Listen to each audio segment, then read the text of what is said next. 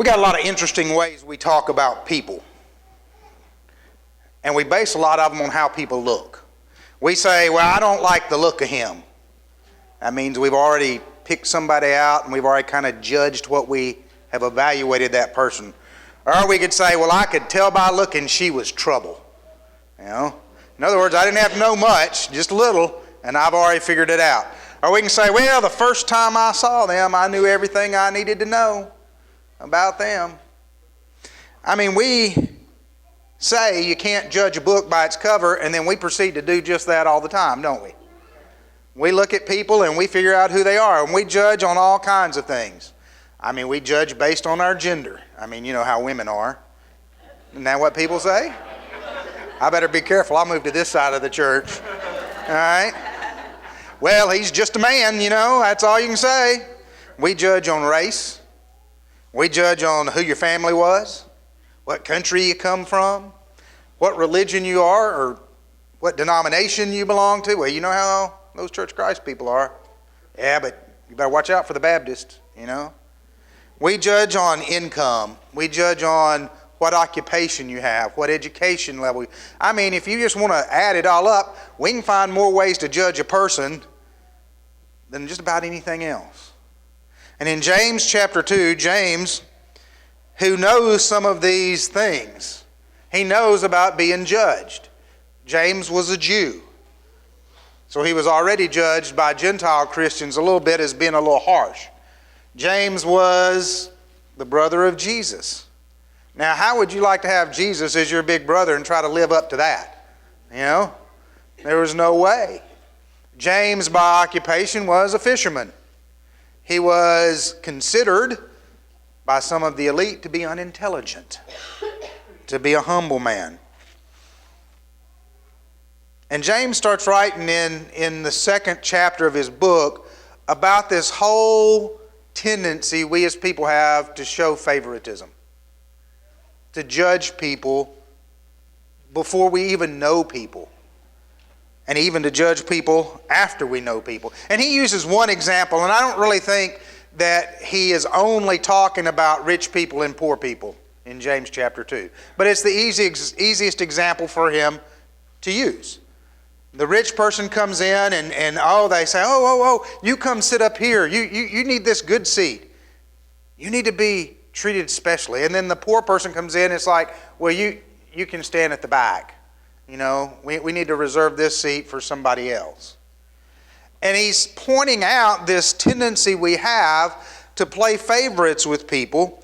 And as he points it out, he says, look, here's the simple truth. You can't play favorites.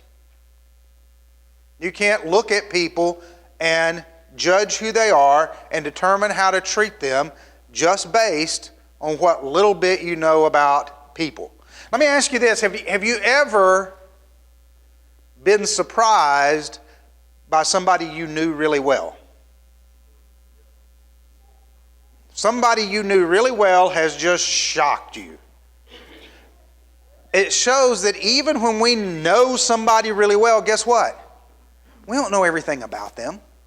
We don't understand everything about them. And so it's amazing that we understand that somebody we know really well can shock us, and yet we think we can judge somebody we've never met just by looking at them or just by hearing about them. As Christians, we're called to react to people differently. Jesus called it the second greatest command. James calls it the royal law. And that's love your neighbor as yourself. James says that this is a commandment. Not a suggestion, not an idea. He calls it a commandment. He calls it a law. Now, James, steeped in his Jewish background, likes to see things as laws and rules and regulations. That's how he grew up. That's how he was raised. And so he sees what Jesus says is not just a friendly suggestion. Oh, by the way, when you have a chance, love people. He sees it as a law. And as he begins to talk, he says, if you break one law, you're a lawbreaker. We might say, if you break the law one time, you're a criminal. You don't have to break every law to be a criminal, do you? No, you just break one law and guess what? You're a criminal. That's just not fair, is it? You should have to at least break 10 to be a criminal or something like that. No. James says you break one law, you're a lawbreaker. You're a criminal. We would use this term, a sinner.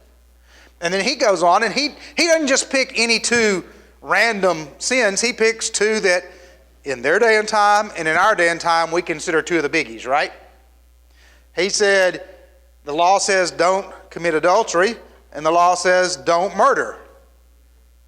And if you commit adultery but you say, oh, but I've never murdered, he says it doesn't matter, you're still a lawbreaker. You're still a sinner. Now what's his point? Well, his point is that if you show favoritism and you judge people, you're as much a sinner as if you committed adultery or you committed murder. You broke God's law. And so God's law is love your neighbor as yourself. And as James works on this playing favorites thing, he knows it's our temptation. And our temptation is to turn love into an attitude, not an action. Now, Jesus tells this parable of the Good Samaritan when he talks about this law, because somebody in the class was smart, like I used to be a smart aleck, all right, and said, well, okay, who is my neighbor then?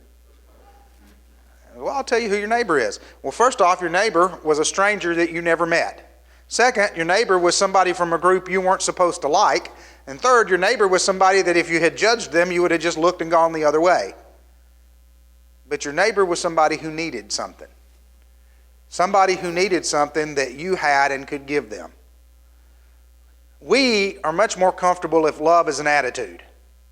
How many times have you said to somebody, well, I'll pray for you, and then you never did because you got busy and you forgot about it? How many times have you told somebody that was hurting, oh, wait, I'll come by and see you. I'll come by and visit you. But then life got in the way and got busy and you didn't show up or even call, or even though some of us don't like it, text with our little thumbs. We are great at good intentions, and we are great at caring about people as an attitude. We get all caught up in the next few verses that James goes on, and he wants to talk about faith, and we all say, oh, look, all of this talk about faith and works and faith and works. What James is really talking about is not faith and works. He's talking about love and faith. Okay? Faith is believing that God exists and trusting that to be true. Love is taking the fact that God exists and putting it into action. And putting it into action for other people. We cannot prove that we know God exists without doing something.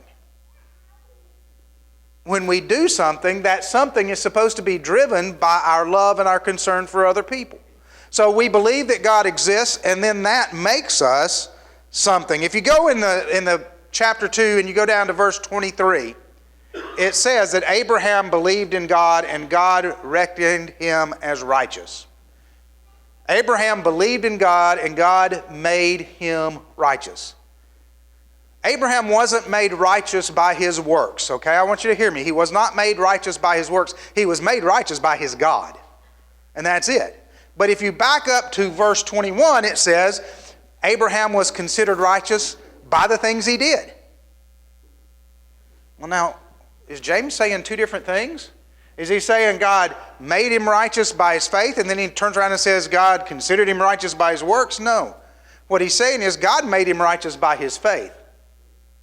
We consider or understand that he's righteous because we saw how his faith lived out. You see, it's not God who had to consider him as righteous by his works. God knew his heart. God made him righteous when he had that faith. But we get to see how Abraham is righteous by what Abraham does.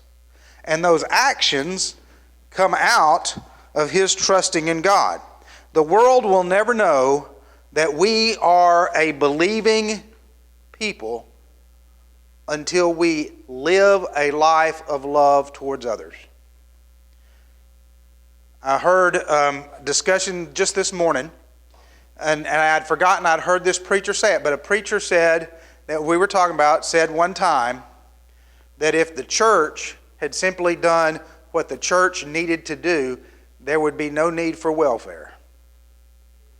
There would be no need for poor people, and there would be no need for anybody to suffer want if the church had simply done what the church as a whole was supposed to do.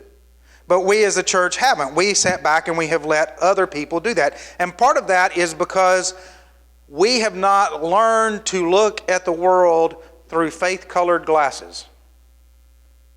How many of you have a significant other that has a friend that, let's be honest, you particularly don't really care for? All right? Your significant other has a friend and you're like, yeah, okay, but I wouldn't pick them to be my friend. But you treat them with kindness and you're nice to them and you go places with them. Why do you do that? You do it because you love your significant other, right? So I love you enough that I know you care about this person, so I'm going to do my best to care about this person because I love you. We've all done it. We've all been there, right? Why is it then so hard for us to understand that every single person we meet is deeply loved by God? And if we love God, whether we really kind of would choose that person for a friend or not is irrelevant. If we love God, we love that person because that person is important to God. And very important. And it doesn't have to be big things. Sometimes we think that, well, I can't be in charge of a big ministry, or I can't be in charge of this, or I can't be... And we think of our big ministries as our labor of love. And yes, Jesus did some big things in his time. He preached to some huge crowds, but most of Jesus' work was done how? One-on-one. He went out to meet the woman at the well when she was all by herself, and he knew she would be alone. The woman who was caught in adultery. When did he start talking to her? After everybody had run off and left because they wouldn't throw a stone. The man who was kicked out of the synagogue, Jesus healed a man, and when he went back to his home synagogue, his home church, they asked him, well, do you think he's the Christ? He said, I don't know whether he's the Christ or not, but let me tell you, I was blind and now I see. And they said, well, get out of here. We don't want you anymore. You know what Jesus did after that? He went and found the man. And he encouraged him one-on-one. When Peter denied Christ 3 times, Jesus took Peter aside and 3 times said, do you love me? Jesus was not content to only love in big ways. Now, Jesus could have easily said, I got 3 years. I got to get a lot of stuff done. I don't have time to do things one-on-one. I got to do it with a big group. But he didn't.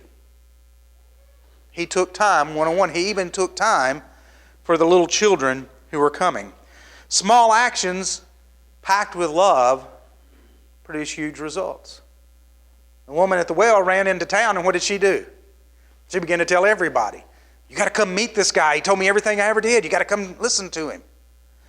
When the judgment scene is set in the Gospels and people are divided on either side, it was because I was hungry and you fed me. I was thirsty and you gave me something to drink. I was naked and you clothed me. I was in jail and you visited me. What was the result of these small actions? Nothing less than eternity. Eternity with God. We have got to look at people with faith-colored glasses and see that when I help somebody in what seems to be a small way, and I let my love become an action, and the love of God lives in me, it produces huge results. If only result is in that one person's life, that's all that matters. But most of the time, God will take that small seed and it will expand. And it will grow into something huge. And I've watched it in this church. And I'm not going to call out names, but I've watched as someone adopted an older gentleman as a kind of surrogate grandpa. Ate with him. Made a difference. I've watched as someone gave a ride to somebody who couldn't get to church every single Sunday. Made sure that he was in the doors. Made sure he had his opportunity to worship. I've watched several who've taught Sunday school 1,000 times probably are teaching it today, because when nobody else answered the call, they said, I've got to do it. I've got to do it.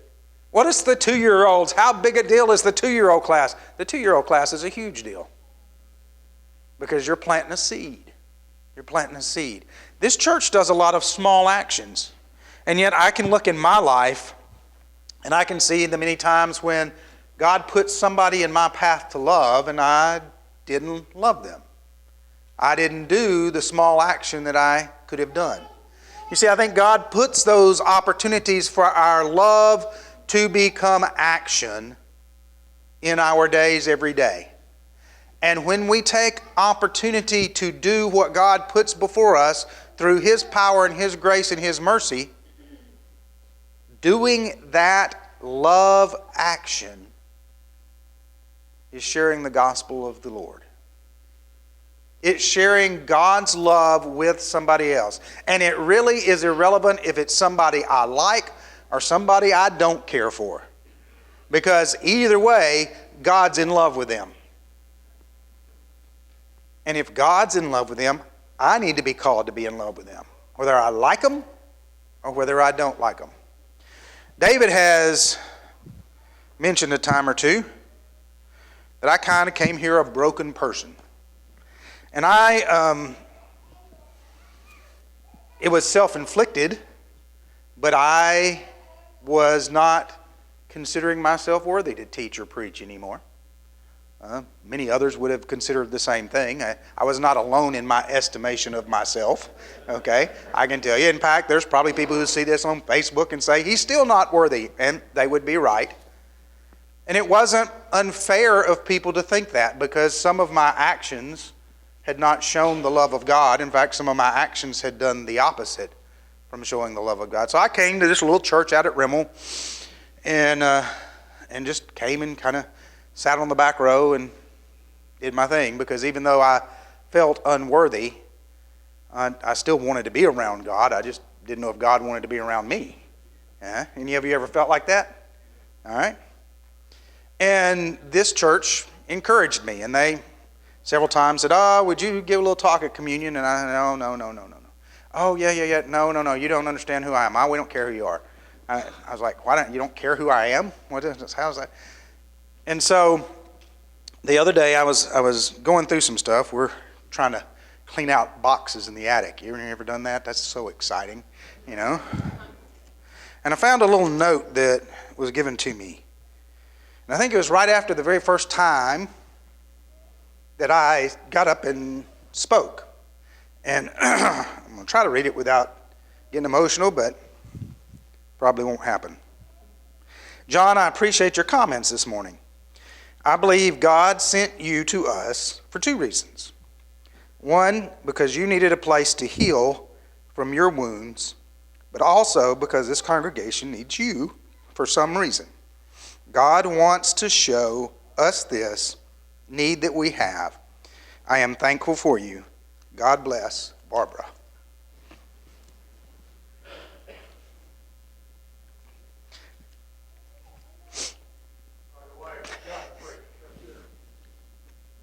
John was honored to speak at her funeral. Barbara wrote that note. It was a little note. For a long time it hung on my refrigerator, and then I packed stuff up when I moved, and it got put in a box, and I hadn't even remembered it till I found the box and was going through stuff and reading stuff. It's a note. 4 or 5 sentences on a piece of paper. Not a big deal. How many times do I jot stuff on a piece of paper every single day in my office? And if you see my office, I never throw it away. It's all piled on the desk about this tall. But I jot things down, and I write it, and then it goes away. It was a note. It was a love action, too. She recognized me. She saw that there was hurt in my life, and she knew that. She didn't care if the hurt was self-inflicted or if the hurt came from somebody else. It was irrelevant. She saw that there was hurt in my life. She also believed that God could do something with my life. As much as I had messed it up, she believed that. And so she took 2 minutes, 3 minutes, 5 minutes, and she wrote a note. And it made all the difference in the world. Love actions don't have to be huge. They don't have to be big. They just have to be about people. And about seeing people like God sees them. And when we can look at a person the way God looks at them, and we can say, and we can pray, God, I don't really like this person you've put in my path, but would you help me fall in love with them? Would you help me see what they need that I am in a unique place to do? And then use me to do that. That can make a difference. You see, something Barbara knew was that many of us face judgment. In fact, all of us have faced judgment at some point in our life. We're judged for the things we've said. We're judged for the things we've done. I'm not talking about the superficial judgment we talked about at the first, the judgment that we have because of how we look. I'm talking about the judgment we've earned. People dislike us for reasons that we caused. It was our fault that caused the feeling. We may think the feeling is too extreme, but we still did something that stirred that feeling up. But Barbara knew what James knew, and what he ended the chapter with. Mercy triumphs over judgment. Mercy triumphs over judgment. James and Paul would probably beat me up for getting them mixed up, you know it? James knew that once you start having mercy, you can't play favorites. Once you start understanding what God has done for us, then there's really nothing too big or too small for us to do for somebody else. Mercy triumphs over judgment. That's the whole message of the cross. Jesus died on that cross so that God's mercy could triumph over the judgment we deserved and we earned. We earned God's wrath or God's anger because at some point in our life we chose to say to God, I don't want to do it your way. I'm not going to do it your way. I'm going to do it my way. And when we look at our life, we did a stellar job of that, didn't we? We proceeded to do it our way and mess our lives up and do things that have caused problems for us and problems for other people. And then God writes us a note. He writes us a note in the blood of Jesus. And it says, come and let me provide you a place to heal from your wounds. Come, let me show you how you can be needed in my kingdom. And in that note, written in the blood of Jesus, he gives us both forgiveness and purpose. He gives us both mercy and meaning. And in that, we find the life that we didn't think we could find. And because of that, we're called to do the same to other people. We're called to turn love into an action, to see the world through faith-colored glasses that says God is in love with every human being here. And we are called to learn to love them. And in that love, turn our judgment into mercy. I no longer look at you and see a man or a woman, to see whether you're white or you're black. I no longer look at you and see whether you're rich or you're poor. I no longer look at you and see what sin you have struggled with. I no longer look at you and see somebody who can't do anything. I now look at you and see somebody that our God adores. And that He wants me to adore. And that He wants me to love by what I say and what I do and how I present myself. If that's the kind of God you want to know, if you want to know a God who adores you, He's calling to you today. If some of us have gotten in the way of you seeing Him because of stupid things we've done, I am so sorry for that. Do not let us stand in the way of you finding the one who loves you the most. He calls you. To those of us who've put ourselves on a path to follow this Father, let's start looking even harder for the opportunities to turn love into an action. The small things we can do every single day that are going to make a difference in somebody's life. Because you never know when something as small as a note can turn somebody's whole attitude around. If you're here and you want to meet this God, this Savior, Jesus Christ, you'll have an opportunity. There'll be some people at the back and the front. They'll hug your neck. They'll pray with you. They'll tell you how you can come and be a believer and surrender your life. If you come while we stand and sing.